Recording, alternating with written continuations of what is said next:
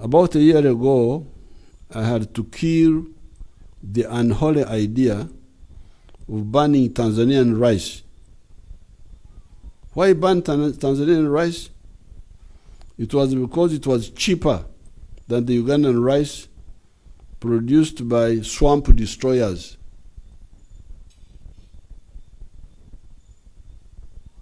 The proposal was that I commit 3 mistakes or even sins. Sin number 1, punish Ugandan rice consumers. Remember, I'm not one of them. The Syria mcheli. Kwanga the Syria muyindi, Syria mcheli, Syria mchina. Nduwante wano gwemmanyi.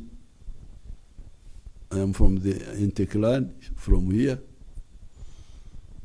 I had never tasted rice until I was 15 years in Bar High School. That's when I tasted rice for the first time.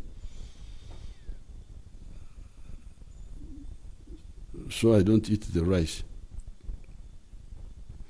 Sin number 1, punish Ugandan rice consumers, although I'm not one of them, by forcing them to buy the expensive rice by Uganda's inefficient producers and therefore empty their pockets, because that's what they wanted me to do. Ban the cheaper Tanzanian rice so that I force them to buy the expensive rice of Ugandan producers who are inefficient. Why don't you produce cheaper like the Tanzanians? Why should Tanzanian rice be cheaper with transport? Why should it be? Now, if I ban it, what does it mean? It means the Ugandans will be forced to spend more money on rice when there was a cheaper one, which was blocked by the government.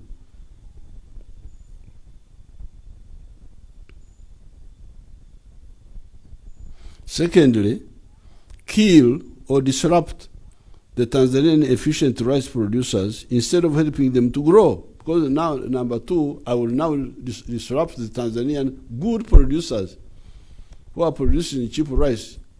I disrupt those. Second sin. Thirdly, provoke Tanzania to ban our products going into Tanzanian market and therefore propel the suicidal practice of protectionism that has crippled many regions in the world. The NRM will not be part of those blind policies. Some of the Ugandan business people cite the non-tariff barriers practiced by other countries because they tell me other countries are doing it. Okay, if they are doing it, if they are doing it, that's their mistake. Me, I will not be part of that. Letting down of the African people. Because like now, you see the issue of the rice. You want to hurt 2 people. The Ugandan consumer, who is lucky to buy in the same money 3 kilos of rice instead of buying 1 of Uganda. Now you force him to say, no, you must buy Uganda rice. Buy Uganda rice. So the man would have saved money to do other things. But now he spends 3 times on rice compared to what he would have done if you had not interfered. Then on the other side, the Tanzanian who is coming up, growing cheap rice, now that will also you are frustrating him. He may, if the market is not big enough, he may give up and withdraw. So these are blind policies.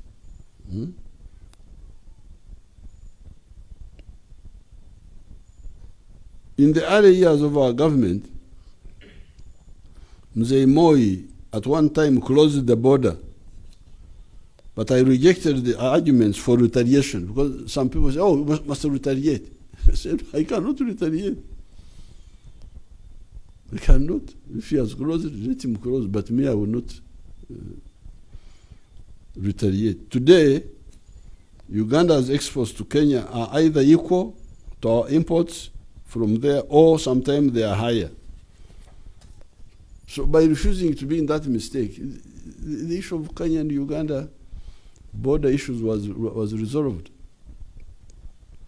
Rationality cannot be ignored indefinitely. We shall continue discussing with our East African community partners, and I'm sure we shall end up with a real common market free of non-tariff barriers, because those barriers hurt the wananchi of all our countries.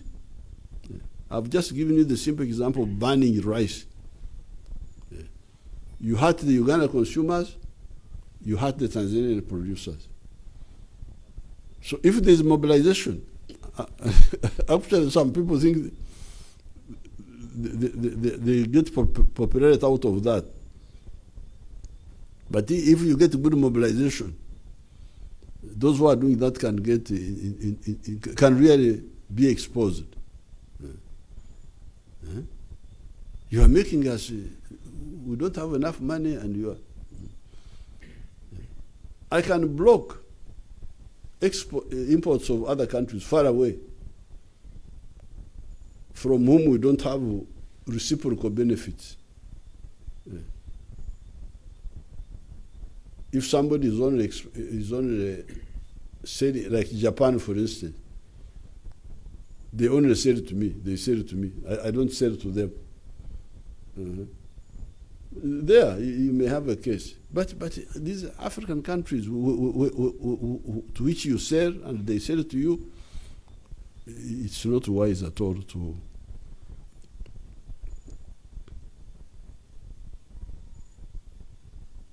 Those non-tariff barriers hurt the wananchi of all our countries. Why regional integration?